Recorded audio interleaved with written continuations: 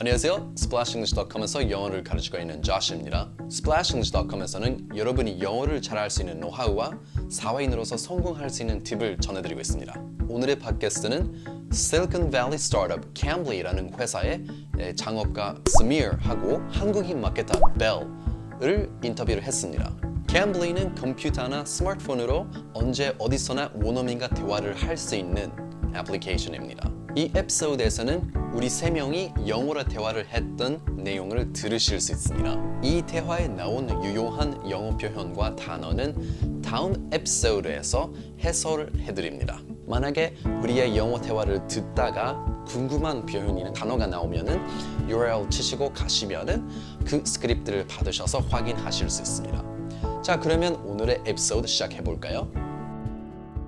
Welcome to the Splash English podcast. My name is Josh. I'm joined by two special guests, Samir and Belle. Samir and Belle work for a Silicon Valley startup company called Cambly, and Cambly is an app that lets you connect with English tutors on demand. Samir is the co-founder at Cambly. He earned his bachelor's at Princeton, and he worked at Google. He quit his job at Google to found the company Cambly with his co-founder, Kevin. And Belle is a native of Korea. She earned her bachelor's at UC Berkeley, and she attended Harvard. She left Harvard to join the startup world. And now she's the marketer and country manager at Cambly. So how are you both doing today? Great. Thanks. Okay, awesome. Thank you. I'm glad you guys are here today because Cambly is a great tool for anyone trying to practice their English. And also, I'd love to talk about your background, and hopefully our listeners can take away some insights from you. So first, I'd like to hear you describe Cambly in your own words.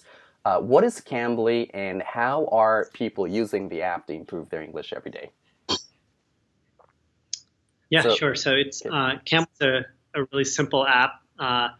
You open it, you press a button, and within a few seconds, we connect you to a native English speaker over video chat. And so we've got a large community of English tutors ready to talk to you at any time, and we've got students all over the world that use Cambly to practice their conversational English skills. And it's really focused on conversation. There's a lot of apps out there that help you, practice vocabulary through like flashcards and things like that. But with Cambly, it's very much centered around speaking practice. And so for anyone out there who wants to improve their speaking ability in English, Cambly is a great app.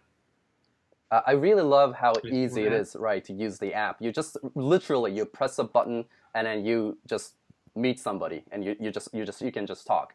And also what I like about it is that how it shows you how what specialty each teacher has. So some teachers can teach you grammar. Some teachers are better at TOEFL or TOEIC. So I really love how you guys display that. So as an English learner, if I have a question, I know who to talk to. What is your favorite feature of Cambly, if you have any? I think one of the things that makes it pretty unique is it is totally on demand 24/7, and so we've spent a lot of time and energy to make that work, and it's pretty different from everything else out there in that regard. And so you can use it in ways that you wouldn't otherwise be able to use a service where you might have a free moment and you have a quick question about something in English. You can just call a tutor and be talking to them within a few seconds. Or if you want to practice your English but it's hard to fit into your schedule because you're really busy, being on demand means that you can kind of squeeze in a little English practice into your busy schedule. And so we see a lot of that. We see customers who will have a few minutes to spare during their lunch break and will hop on Cambly and chat for a bit, and you can kind of spread it out and fill in the holes of your day. And I think our goal is to make practicing English with a native speaker really easy, and Cambly's kind of designed to do that, designed to help you kind of practice whenever you can. So I think that's a very good feature for the professionals working in Korea. As you know, Korean working schedule can get kind of crazy with all the meetings with the client, the last minute meeting calls. So I think a lot of the professionals appreciate that. So it's the benefit of being on demand is that you can kind of schedule your own classes, but the downside of it is that you are talking to different. Well, I guess the downside for Koreans at least, because they are we as people, like, we don't like to speak to a stranger. It takes a lot of courage and time and effort to speak to a stranger. So what I see on Cambly, for at least for the Korean community, is that they like finding the perfect tutor that they want to befriend and talk to all the time, and they would regularly just talk to that person. And they actually, it's not just a tutor and the student kind of relationship. I think all tutors on Cambly also view it that way. Like, it's not the tutor-student relationship. It's more like you're finding a friend that's from another country, another culture. So I guess my favorite, adding on to that, like my favorite feature of Cambly is the tutor community. You get a lot of cultural exchange, people learning about different cultures, and the tutors are very, very nice people. So I think that's my favorite part about Cambly. Yeah, that's a great point. I think, like, adding to the, like, finding the perfect tutor, I think besides having like a lot of really great friendly tutors, we also have just we also kind of take pride in having a very wide diversity of tutors. And so, if you're a working professional and you want to talk to someone, not just in casual everyday English, but in like English that pertains to your job, that you can find someone who's a lawyer just like you, or a doctor or an engineer, and practice with them. And so, like Belle was saying, like, they're, you become pretty close with these people, and they're sort of your friends. And I think as part of that task of finding the perfect tutor is you find someone who you mesh really well with, and who's similar to you. And I think the fact that we have such a broad diversity of tutors kind of helps you connect with the right person for you.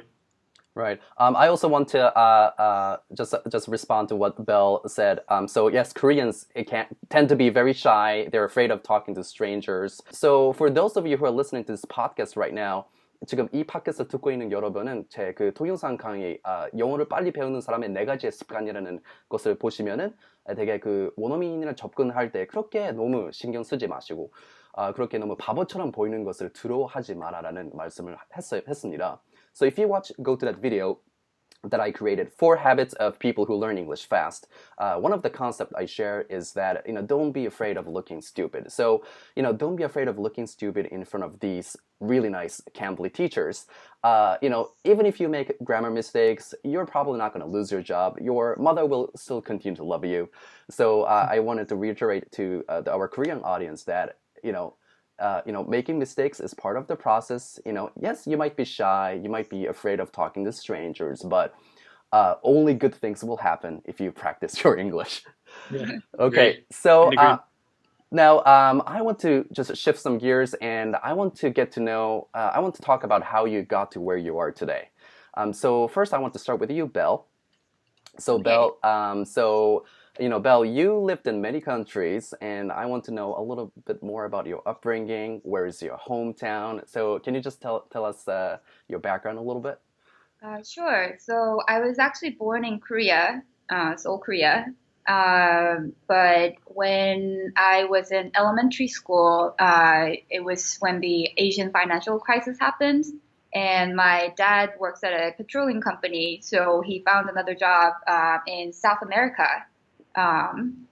We were first in Canada for like a little while, like 6 months, and then we permanently, the whole entire family moved to Peru to live. And like my dad was working there, I was attending school there, and in my high school, the whole family moved to Jakarta, Indonesia, and I graduated my high school there.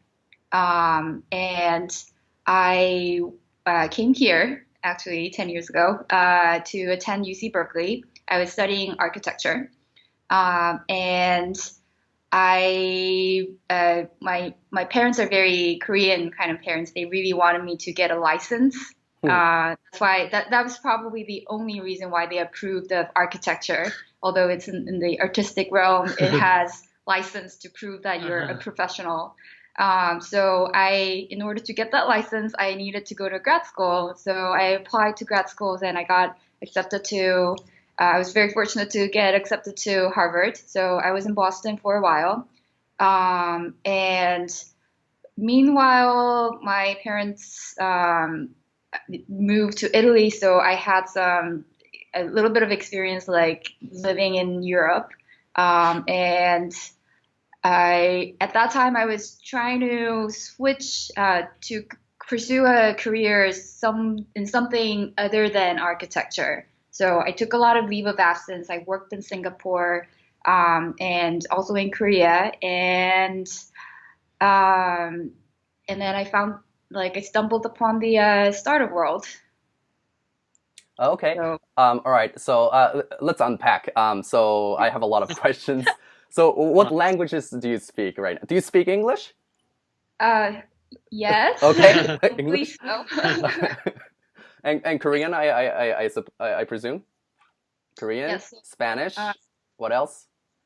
So my Spanish is a little bit rusty, but I can understand most of it's like conversational. I also studied Italian and Japanese in college, so I have basic understanding of those two languages, and I can speak what I call a survival Indonesian bahasa. So I can go around in the mall and ask where's the toilet? How much is this? Okay. So in total, it's like 7. And when you quit Harvard, people who are listening to the podcast right now, they're probably jealous of you because you get to go to Harvard.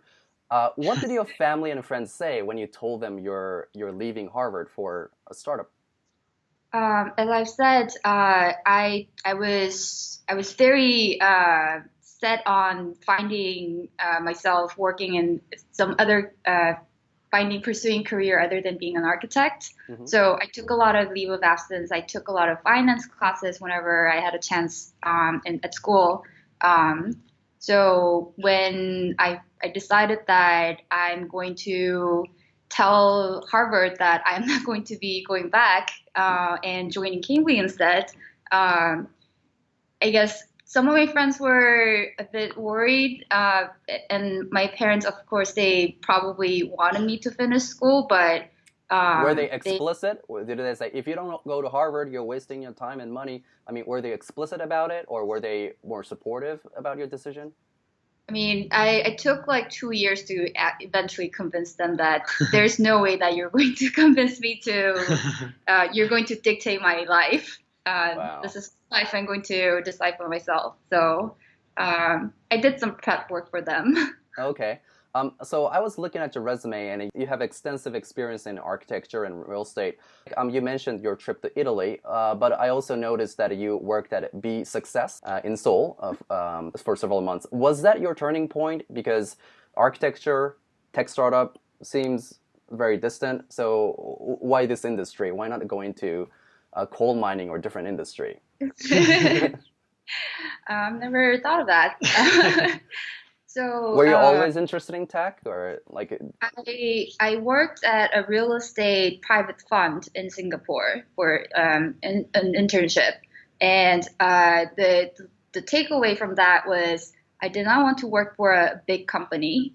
The corporate bureaucracy was not my thing, and I really wanted to work with a smart, lean team that has a good growth potential. So that was my criteria for looking for my career. And I kind of stumbled upon so Korean government funds a lot of startup accelerator programs where the startups go to Silicon Valley or New York to check out what the startup scene is like in other countries. And I was helping out a friend organize that. So that was my first encounter with startups. And I kind of liked it because it fits the both criteria that I was looking for, like small team, lean team, and like good growth potential. So I thought it was, wow, it's like, this is something that I've never thought of. Because, Korean parents would want their kids to have a stable job. That's hence the whole architect's license thing.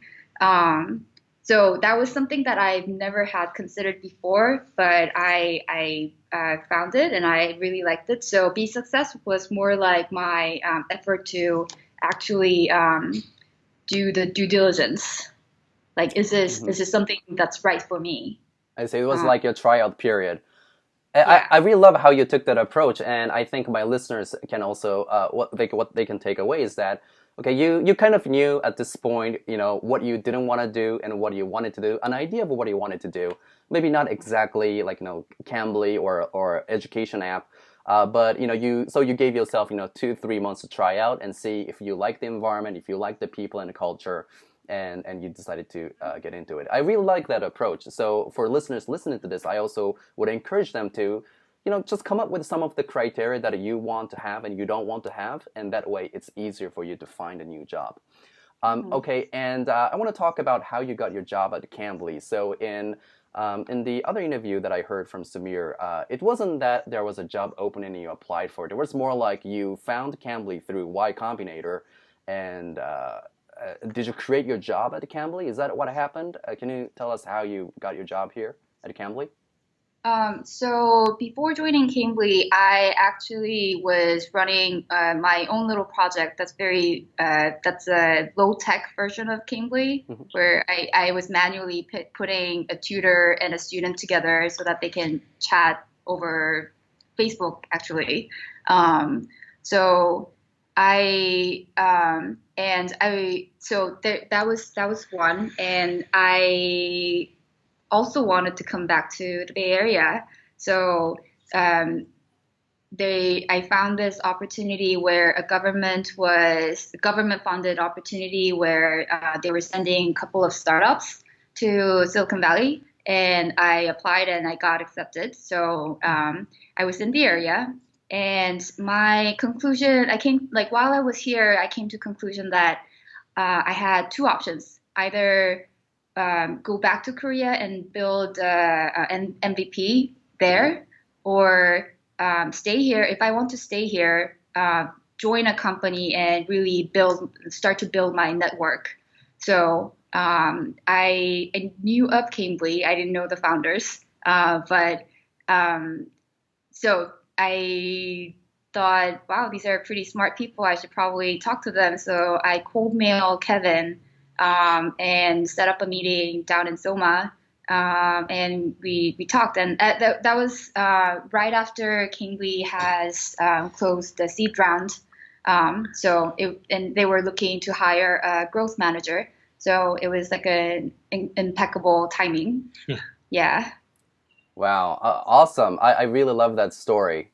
So, instead of like sending a resume to some random websites, you already had a project that you're working on your own. Set up a meeting with the founder, Kevin, and, show him your project, what you're doing, what you're interested in. You told them what you can do. You're already doing some of the things that they were trying to do. So it was just a good fit for each other. I really love that story. Now, a last question to Belle before I move over to Samir. So some of my listeners are marketers too. Maybe they want to expand to the global market. So for you as a marketer, what is your key responsibility at Cambly, and how do you know you've done a great job? What metrics do you use to measure your job performance? Okay, so Cambly is a great company, but it's still very small. So instead of focusing on mass marketing, we're trying to focus more on sales. So the KPIs that I'm using to measure my progress is the key ones are revenue and subscribers. So that I try to look at them. Subscribers are free users, or actually you can't do free so much, right? So paid subscribers.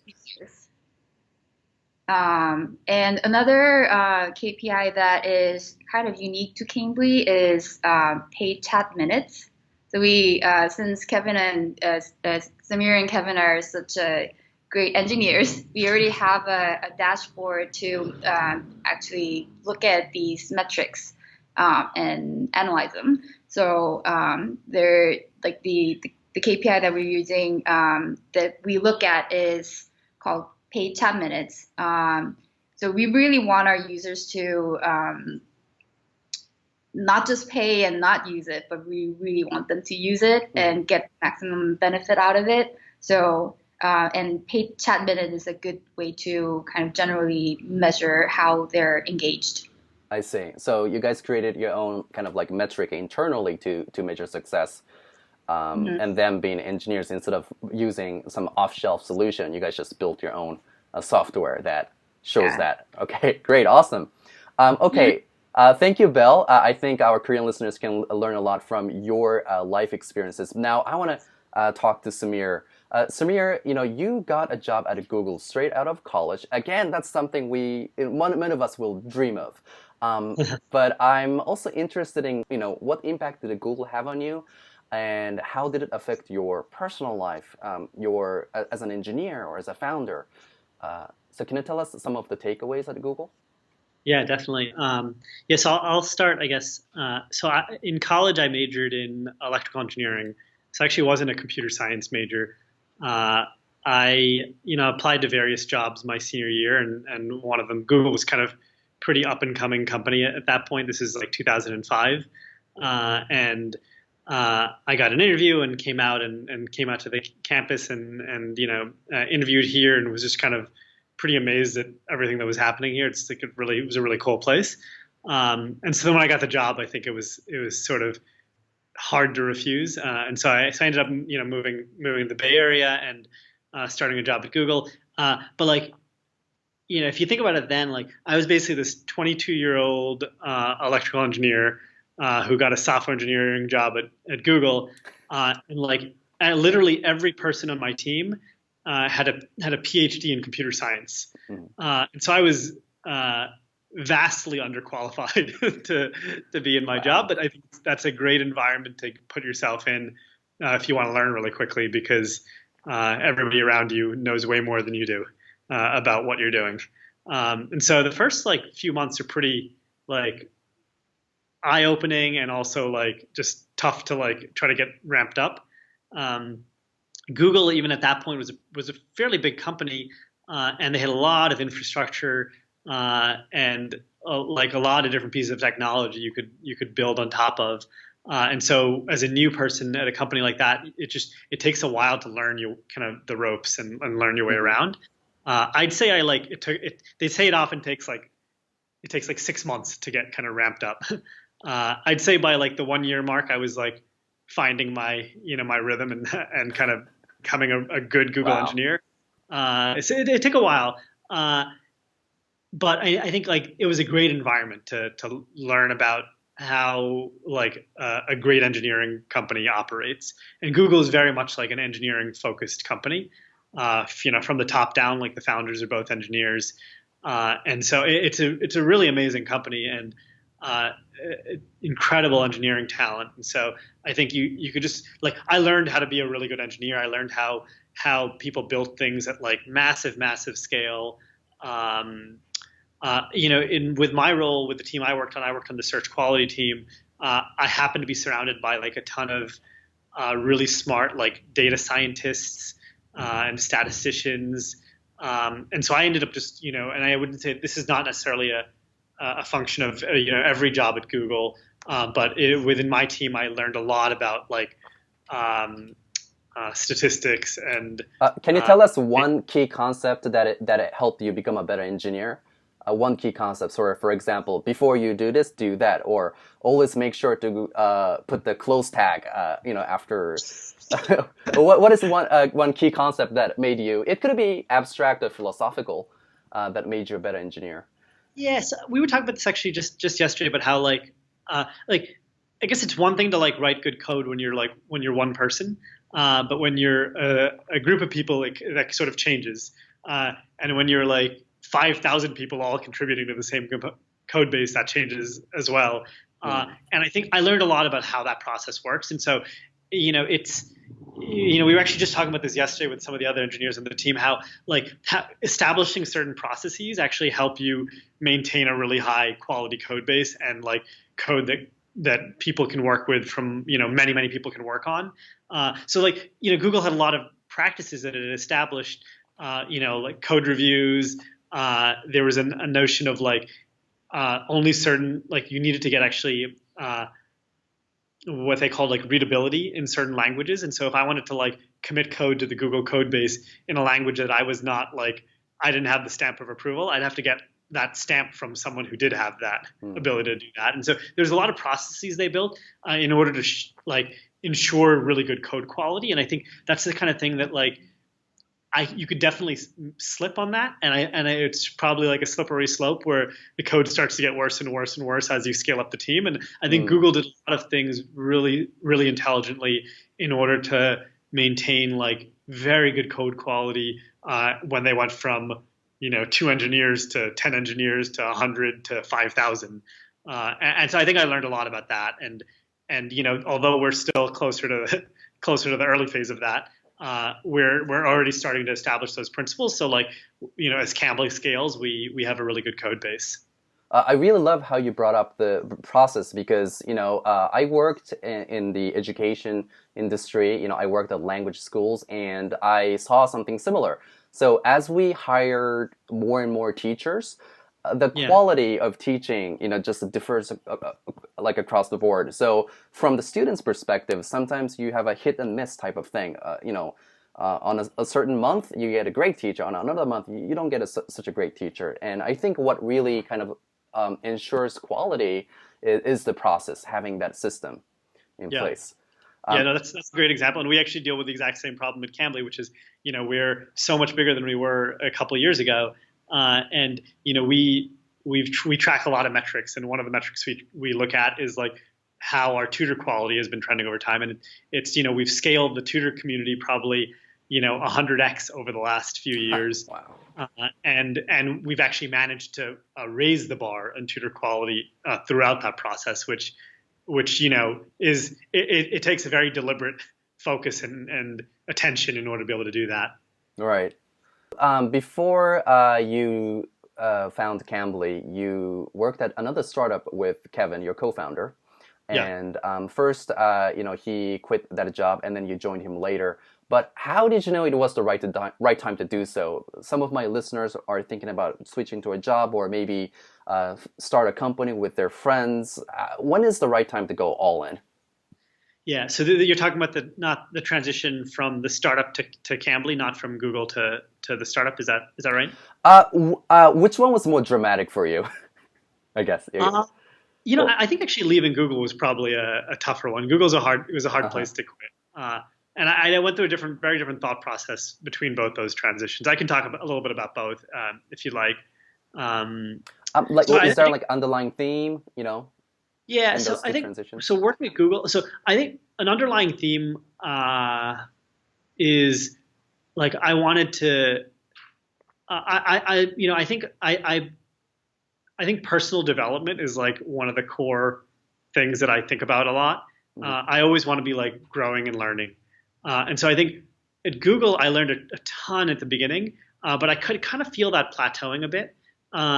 And I think at the same time, I'd always been very curious about startups, even in college and before that, just really interested in how they work. And you can't really live in Silicon Valley and not be exposed to a lot of that and kind of build that curiosity over time. And so, I think the way I thought about it is I was early enough in my career that, I knew I liked working at Google a lot, but I wasn't sure if I would like working at startups even more.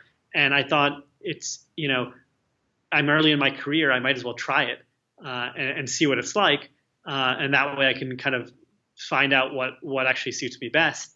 And I think between that kind of notion and also having, feeling like I was plateauing a little in terms of my learning at Google and just having general interest in startups, it felt like the right move.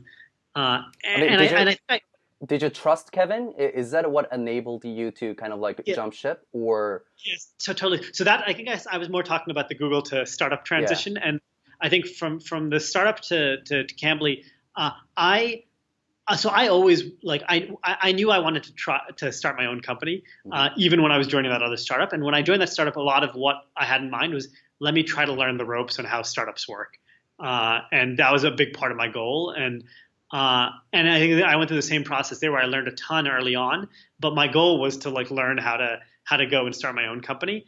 And yeah, so to answer your question, I completely trusted Kevin. I actually hadn't really met him at Google, so I met him while working at the startup we worked on together before Cambly.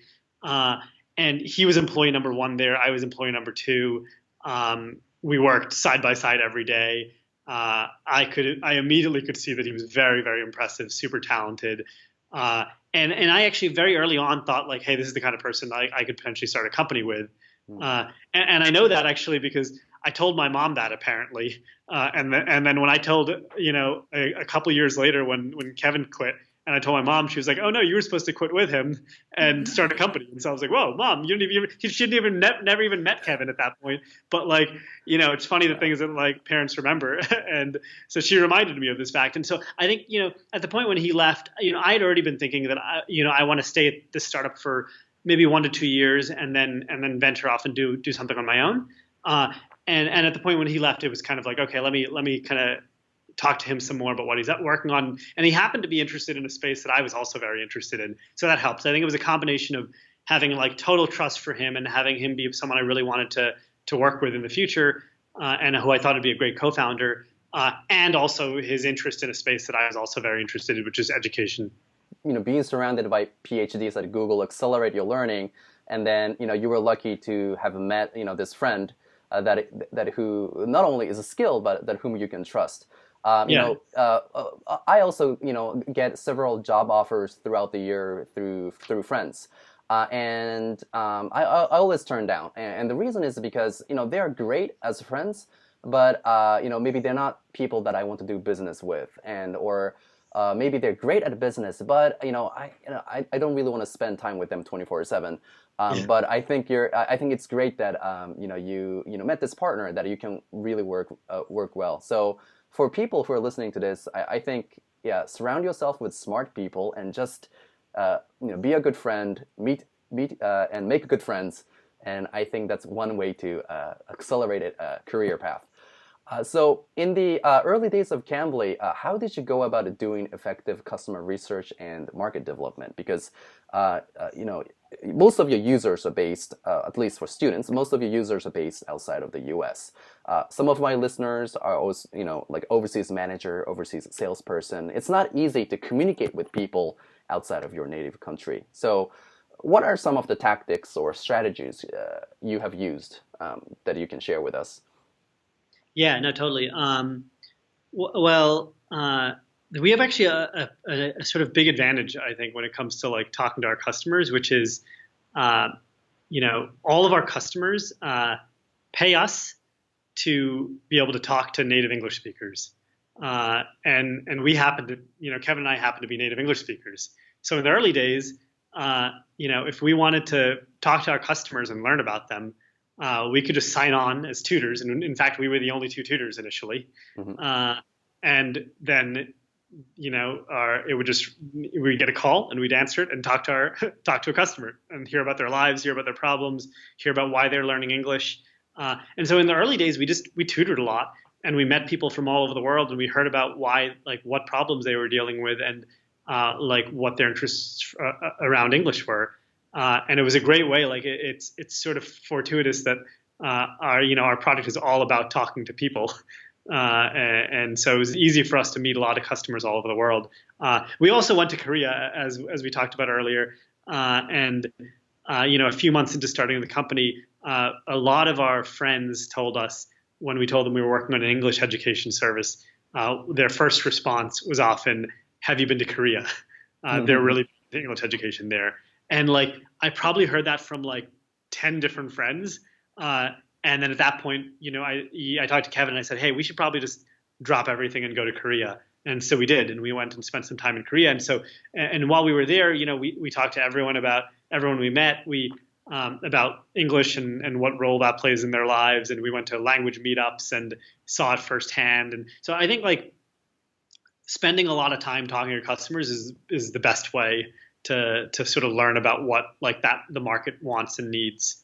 In terms of like the challenges of talking to people outside of other cultures, it's like you were saying earlier, like you kind of just have to do it and dive in, even if it's uncomfortable. And I think one of the things that helped Kevin and I a lot as we've been starting this company is we both traveled a lot, and this was unrelated to work, just for fun. We both love to travel and see different parts of the world, and I think that gave us both good global perspective. It helped us understand how big of a problem this is, like learning English, and it gave us a global perspective. It gave us a level of comfort of meeting people from other cultures. In fact, I think it's really fun and interesting, and I think you can turn that sort of uncomfortableness into an opportunity to personally grow and learn about someone else. And so I think I think for both of us, it's really fun and exciting to meet. Like that's kind of one of our favorite parts about traveling is getting to talk to people who have very different lives than us and who have lived through different experiences and just learn about them. And Cambly is really modeled after like trying to imitate that experience. And so, for us, it wasn't learning English. It was learning other languages. For me, it was Spanish. For Kevin, it was French. But we just really loved going to other countries and talking to people and trying to talk to them in their native language. And we figured if that was something we wanted to do, there's surely lots of people that want to do the same thing, and most of those people actually want to practice speaking English. So it's a combination of a lot of different things. So you use the app as tutors, you travel to Korea, and I'm sure other countries too. And also some of your experience as a traveler, just talking to local people. I see. Totally. So just talk to people. Nothing sexy, no special software, just talk to people. Talk to people, yeah. Okay. And YC is sort of like one of their mottos is like during YC, that what they tell you to do, they basically say you should spend all of your time writing code and talking to users. That's all you need to do. And it's deliberately simple, but like if you think about like building a new company, like that's what you should spend the vast majority of your time doing. Just talk to your customers and build things. I love how it's as simple as that. Simple as that. Okay, as we come to a close, I would like to wrap up this interview with rapid fire questions. So please answer these questions in short answers. So are you ready? Sure. Okay, all right. So maybe we'll go Samir and Belle. So what's your favorite business book? Ooh, that's a good question. I just started a new book, The Hard Thing About Hard Things. So far, so good. It's a good book. I guess Belle's read that one already, but I like it so far. Great. And Belle? That was going to be my choice, but I read this book called Actionable Gamification. It's not really about business, but it can be. It's a good book. Okay, great. I like Delivering Happiness a lot as well. That's another one that just came to mind. Tony Hsieh. That's a great book. Yeah. Okay, who is your favorite business leader? I'm a huge Sal Khan fan of the Khan Academy. As you can tell, I like education a lot, so I'm a big fan of his. Belle? I like female leaders. Megan Smith would be one. Sheryl Sandberg. Great. Okay. How many hours of sleep do you get every day on average? This is my favorite question. I get 8 hours of sleep. Nice. And Belle? Sleep's important. Sleep is very important. Probably 7 to 8. Okay. All right. So just, like no, not so much overtime work. You're not like crunching, like burning the midnight oil. That's good. We're all about work smart. Work smart. Cambly's great at that. Yeah. Wonderful. Okay. Last question. So for those people who are considering to work for a startup, what advice do you have for them?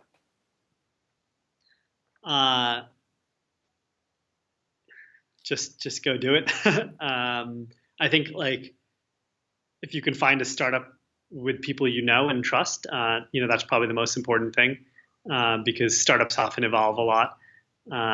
And I think being with a team that you enjoy hanging out with and think are smart and capable is the most important thing. That's what I did. I joined a startup that was founded by someone I really knew and trusted well, and I think that gave me like the best experience.